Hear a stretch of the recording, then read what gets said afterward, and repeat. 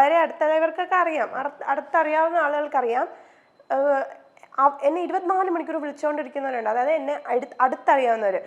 എന്നെ അമ്മ ഭയങ്കര പേടിയായിരുന്നു, ഞാൻ എന്തെങ്കിലും ചെയ്തു കളയുമോ എന്നൊക്കെ ഭയങ്കര പേടിയാന്ന് വെച്ചാൽ എനിക്ക് ആരും ഉണ്ടാക്കി തന്നതല്ല. അൻഷിത എന്നൊരു ആർട്ടിസ്റ്റ് ഉണ്ടെന്നുള്ള പദവി എനിക്ക് ആരും ഉണ്ടാക്കി തന്നതല്ല. എൻ്റെ അമ്മ കഷ്ടപ്പെട്ട് ഒരു ഫീൽഡിൽ എന്നെ കൊണ്ടുവന്ന്, അതായത് എൻ്റെ അമ്മ എടുത്ത എഫേർട്ടാണ് ഞാൻ ഇന്ന് ഇവിടെ ഇരിക്കുന്നത്. എനിക്ക് അഭിനയിക്കാൻ ഇഷ്ടമല്ലായിരുന്നു. അതിനുശേഷം എൻ്റെ അമ്മ എടുത്ത എഫേർട്ട് ഞാൻ ഇന്ന് വന്ന് ഞാൻ നന്നായിട്ട് കഷ്ടപ്പെട്ട് എടുത്തൊരു പേരാണ് അൻഷിത എന്നൊരു ആർട്ടിസ്റ്റ് ഉണ്ടെന്നുള്ളത്.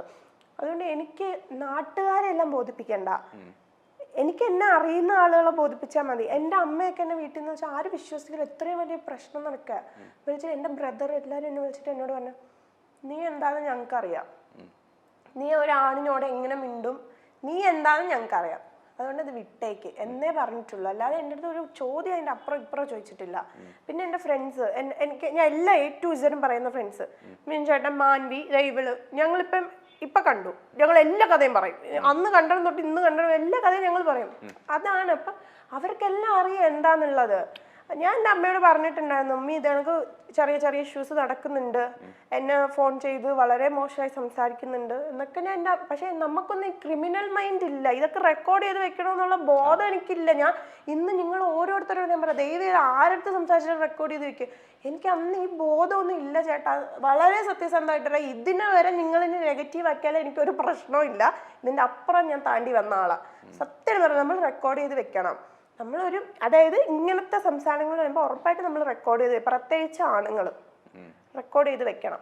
പക്ഷെ ഞാൻ ഞെട്ടിപ്പോയെന്ന് ഈ എഡിറ്റിംഗ് വേർഷൻ കേട്ടപ്പോൾ ഞാൻ ഞെട്ടിപ്പോയി. എനിക്കറിയില്ല ഇനി എന്തൊക്കെ എഡിറ്റിംഗ് വേർഷൻസ് തരുമെന്ന് വെച്ചാൽ, പറഞ്ഞ സാധനങ്ങളെ വെട്ടി ഞാൻ പറഞ്ഞത് മാത്രം വിട്ട് അങ്ങനെയാണ് അത് വെളിയിൽ വന്നിരിക്കുക. എനിക്കറിയാലോ, ഞാൻ സംസാരിച്ച സാധനം എനിക്കറിയില്ലേ, ഇനി ഞാൻ സംസാരിക്കാത്ത സാധനം എനിക്ക് വരുമോന്നൊന്നും എനിക്കറിയത്തില്ല. ടെക്നോളജി അത്ര വളർന്നിരിക്കുന്നു.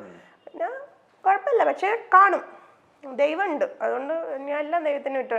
ഞാൻ എപ്പോഴും പറയാനുണ്ട്, ദൈവം എനിക്ക് തരുന്നത്, എൻ്റെ ലൈഫിലെ ഓരോ സാധനവും എനിക്ക് ഏറ്റവും പെർഫെക്റ്റ് ആയിട്ടുള്ളത് ദൈവം എനിക്ക് തന്നിട്ടില്ല ഇന്നേ വരെ. കൂടെവിടെ ചെയ്യുന്നതിന് മുമ്പേ ഞാൻ ചെറിയ ചെറിയ ക്യാരക്ടേഴ്സൊക്കെ ചെയ്തിട്ടുണ്ട്. കൂടെവിടെ ചെയ്യുന്നതിന് മുമ്പേ ഏഷ്യാനെറ്റിൽ എന്നെ ഒരു മെയിൻ സീരിയലിലെ നായികയായിട്ട് വിളിച്ചു, അതെൻ്റെ കയ്യിൽ നിന്ന് പോയി. പക്ഷേ ഞാൻ ഇന്ന് ചെയ്യുന്ന കൂടെവിടെയാണ് ഏറ്റവും ബെസ്റ്റ് അതാണ്. ആ സീരിയലിനെ വെച്ച് നോക്കിയാൽ ഏറ്റവും ബെസ്റ്റ് കൂടെവിടെയാണ്. അപ്പം ദൈവം എനിക്ക് ബെസ്റ്റാണ് തന്നത്. അതെനിക്ക് ചെല്ലമ്മ ഏറ്റവും ബെസ്റ്റ് ക്യാരക്ടറാണ് തന്നത്. അതേ കണക്കൊരു ക്യാരക്ടർ ആരും ചെയ്യുന്നില്ല, ഞാൻ ഉറപ്പായിട്ടും പറയും. സ്വീകരണ മുറിയിൽ എന്നും ഏഷ്യാനെറ്റിന് ഒരു പ്രത്യേക സ്വീകരണം തന്നെയാണ് മലയാളി പ്രേക്ഷകർ ഒരുക്കാറുള്ളത്. അതിൽ കൂടെവിടെ എന്ന് പറയുന്ന ഒരു ഹിറ്റ് സീരിയൽ നമുക്ക് ആർക്കും മറക്കാനാകില്ല. പുതിയ പുതിയ കഥാപാത്രങ്ങളെയും പുതിയ താരങ്ങളെയും ഇൻട്രൊഡ്യൂസ് ചെയ്തുകൊണ്ടാണ് ഏഷ്യാനെറ്റ് പലപ്പോഴും എത്താറുള്ളത്. ഏഷ്യാനെറ്റിന്റെ പല സീരിയലുകളും എടുത്തു നോക്കുമ്പോൾ അതിലെ പല മെയിൻ ക്യാരക്ടേഴ്സും വരുന്നത് പുതിയ താരങ്ങളായിരിക്കും. അവരെ പ്രേക്ഷകർ ഇരു കൈയും നീട്ടി സ്വീകരിക്കാറുമുണ്ട്. അത്തരത്തിൽ ഏഷ്യാനെറ്റിലെ കൂടെവിടെ എന്ന സീരിയലിലൂടെ മലയാളികൾക്ക്, പ്രത്യേകിച്ചും കുടുംബ പ്രേക്ഷകർക്ക് ഏറെ ഇഷ്ടം തോന്നിയ നടിയാണ് അൻഷിത അഞ്ജി. കൂടെവിടെ എന്ന സീരിയലിലെ സൂര്യ കൈമൾ എന്ന കഥാപാത്രമായിട്ടാണ് അൻഷിത നമുക്ക് മുന്നിൽ എത്തിയത്. വളരെ പാവപ്പെട്ട കുടുംബത്തിൽ നിന്ന് വന്ന അൻഷിത തന്റെ ജീവിതം തന്നെയാണ് സീരിയലിലും കാണിച്ചു തന്നത്. എന്നാൽ പിന്നീട് അൻഷിതയെ തേടിയെത്തിയത് വലിയ വലിയ വിവാദങ്ങളാണ്. തമിഴിലേക്ക് ചേക്കേറിയതോടെ അൻഷിത കുറച്ചുകൂടി പ്രശസ്തയായി മാറി. തമിഴിലെ ചെല്ലമ്മ എന്ന സീരിയലാണ് അൻഷിതയ്ക്ക് വലിയൊരു പേര് നേടിക്കൊടുത്തത്. ഒരു അഭിനേത്രി എന്ന നിലയ്ക്ക് ഒരുപാട് പ്രകടനം കാഴ്ചവെക്കാനുണ്ടായിരുന്ന സീരിയൽ തന്നെയായിരുന്നു ഇത്. എന്നാൽ ആ സീരിയലിലെ നടനായ അർണവും അൻഷിതയും തമ്മിൽ എന്തോ അടുപ്പമുണ്ടെന്ന രീതിയിൽ ഒരു ഫോൺ കോൾ ലീക്ക് ആവുകയും തുടർന്നുള്ള വലിയ വലിയ പ്രശ്നങ്ങളൊക്കെ ഉണ്ടായി. താരദമ്പതികളായ ദിവ്യ ശ്രീധറും അർണവ് അംജദും തമ്മിലുള്ള സ്വാരസ്യങ്ങൾ തമിഴ് സിനിമാ ലോകത്ത് വലിയ ചർച്ചാ വിഷയമായി. രണ്ടാമത്തെ കുഞ്ഞിനെ ഗർഭിണിയായിരിക്കുന്ന സമയത്ത് അർണവിനെതിരെ ഗുരുതര ആരോപണങ്ങളുമായി ദിവ്യ എത്തി. ഗാർഹിക പീഡനം, ഗർഭഛിദത്തിനുള്ള ശ്രമം, അവിഹിത ബന്ധം ഇവയൊക്കെ ദിവ്യ അർണവിനെതിരെ ആരോപിച്ചു. സീരിയലിൽ കൂടെ അഭിനയിക്കുന്ന അൻഷിത അക്ബർ ഷായുമായി അർണവ് പ്രണയത്തിലാണെന്നും തന്നെ ഒഴിവാക്കി അൻഷിതയെ വിവാഹം കഴിക്കാൻ അർണവ് പദ്ധതിയിടുന്നുണ്ടെന്നും ദിവ്യ ആരോപിച്ചിരുന്നു. എന്നാൽ ഇതെല്ലാം നിഷേധിച്ച് അർണവും അൻഷിതയും രംഗത്തെത്തിയിരുന്നു. ആദ്യ വിവാഹത്തിലെ ബന്ധത്തിൽ മകളുള്ള കാര്യം മറച്ചുവെച്ചാണ് ദിവ്യ തന്നെ വിവാഹം ചെയ്തത് എന്നായിരുന്നു അർണവ് പറഞ്ഞത്. തന്റെ നിശബ്ദത വിഡ്ഢിത്തം തുടരാനുള്ള അനുവാദമല്ലെന്നും പ്രതികരിക്കുമ്പോൾ അത് വ്യക്തവും ശക്തവുമായിരിക്കണം എന്നുമായിരുന്നു അൻഷിത ഇൻസ്റ്റഗ്രാമിൽ അന്ന് കുറിച്ചത്. എന്നുവെച്ചാൽ ഞാൻ പറഞ്ഞില്ലേ, നമ്മുടെ വളർച്ച ഇഷ്ടമില്ലാത്ത ആളുകളുണ്ട്. അപ്പൊ അവര് നമ്മളെ കിട്ടിയ അവസരത്തിൽ ചവിട്ടി താഴ്ക്കുക എന്ന് പറയില്ലേ. അല്ലാതെ ഞാൻ നോർമലായിട്ടിരിക്കുമ്പോൾ എന്നെ ആർക്കും ചവിട്ടി താഴ്ക്കാൻ പറ്റത്തില്ല. അപ്പോൾ ആ ഒരു ഇതിൽ അവർക്ക് അറിയാം മെൻ്റലി ഇവള് വീക്കാണ് എന്നുള്ള ടൈമിൽ മെൻ്റലി കുറച്ച് തന്നെ ഒന്നും കൂടി വീക്കാക്കാൻ നോക്കി, പക്ഷെ വിട്ടുകൊടുത്തില്ല. എത്രയൊക്കെ നമ്മൾ ബോൾഡ് ആണെന്ന് പറഞ്ഞാലും ആ സമയത്ത് നമ്മൾ ഒരുപാട് എത്ര ബോൾഡാന്ന് പറഞ്ഞാലും എല്ലാവരും മനുഷ്യന്മാരാണ്.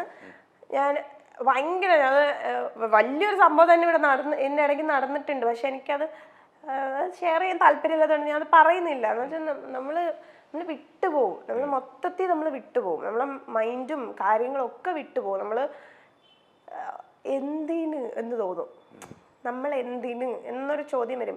നമ്മൾ എന്താണ്, എന്ത് ചെയ്തു, നമ്മൾ എന്ത് ഉണ്ടാക്കി വെച്ചത് എന്താണ്, ഈ ഒരു ഒറ്റ ഇതിൽ എന്ത് സംഭവിച്ചു എന്ന്, എന്ത് എല്ലാത്തിനും ഒരു ചോദ്യചിഹ്നം വരും. എന്ത് എന്നൊരു ചോദ്യം വരും നമ്മുടെ മുമ്പിൽ, ഒറ്റയ്ക്ക് ഇരിക്കുമ്പോഴേ അത് വരുള്ളൂ. അതിപ്പോഴും വരാറുണ്ട്. ഇപ്പോഴും എനിക്ക് ഞാൻ പറയാലോ, ഒരു കാര്യമില്ലാതെ ഇപ്പൊ കൂടി വന്നിന്ന് നെഗറ്റീവ്സ് പറയുന്ന ആളുകളുണ്ട്. ഞാൻ പൊതുവെ യൂട്യൂബ് കമന്റ്സ് ഒന്നും വായിക്കാറില്ല, അന്നത്തെ പ്രശ്നത്തിന് ശേഷം വായിക്കാറില്ല, ഇപ്പോഴും വായിക്കാറില്ല കേട്ടോ. അപ്പം ചില സാധനങ്ങൾ എനിക്ക് ആരെങ്കിലും ചിലപ്പോൾ എടുത്ത ഇത് കണ്ടോ നീ അതങ്ങ് ഡിലീറ്റ് ചെയ്തേക്ക് എന്നും, എൻ്റെ ഇൻസ്റ്റയിൽ വരുന്ന ഡിലീറ്റ് ചെയ്തേക്ക് എന്നും പറഞ്ഞിട്ട് വരും. പക്ഷെ ഞാൻ ഒരു പ്രൊഫൈൽ എടുത്ത് നോക്കും, ഫോട്ടോ ഉണ്ടാവില്ല, ഒന്നും ഉണ്ടാവില്ല, അപ്പം ക്രിയേറ്റ് ചെയ്തതായിരിക്കും. അതൊരു തരം എന്താ നരമ്പ് രോഗം എന്ന് പറയാം.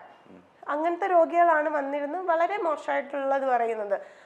അപ്പം എനിക്ക് മനസ്സിലായി, നമ്മളൊക്കെ നല്ല പണിയെടുത്ത് ജീവിക്കുമ്പോൾ ഒരു പണിയെടുക്കാതെ ജീവിക്കുന്ന ഇങ്ങനെ കുറേ ആളുകൾക്ക് ഒരു സുഖം, ഒരു മനസ്സുഖം, ഒന്നുമില്ലാത്ത ഫോട്ടോ എടുത്ത് വെറുതെ വലിച്ചു വീർപ്പിച്ച് പലതാക്കുക, എന്നിട്ട് അതിന് കമന്റ് ഇടുക, എന്നിട്ട് നമ്മൾ ആരെങ്കിലും ഒന്ന് തോളിൽ ഒരു ആണിന്റെ തോളിൽ കൈയിട്ടാൽ അതിനെ വേറെ ആയിട്ട് പറയുക.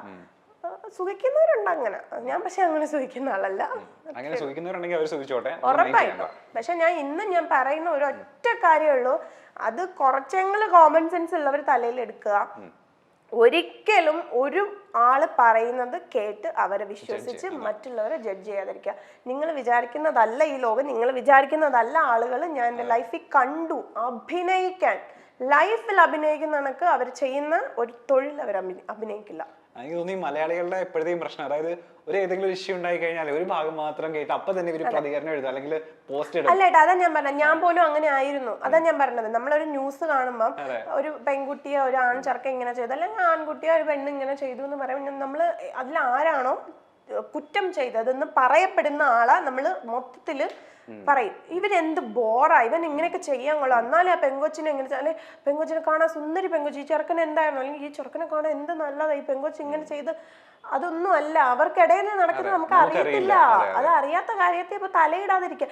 എന്തിനാണ് മറ്റുള്ളവരുടെ ലൈഫിൽ തലയിടുന്നത്? വേറെ എന്തൊക്കെ കാര്യങ്ങളുണ്ട്? എനിക്ക് ഇങ്ങനെ തലയിട്ടാണ് ഇന്ന് നമ്മുടെ സമൂഹത്തിൽ പല പ്രശ്നങ്ങളും ഇപ്പം ഉണ്ടായിക്കൊണ്ടിരിക്കുന്നത്. ഇവരുടെ ഫോൺ കോൾ ലീക്കായതും അതിനെ ചൊല്ലിയുള്ള പല കാര്യങ്ങളും തുറന്നു പറഞ്ഞുകൊണ്ട് അൻഷിത ഇപ്പോൾ എത്തുന്നുണ്ട്.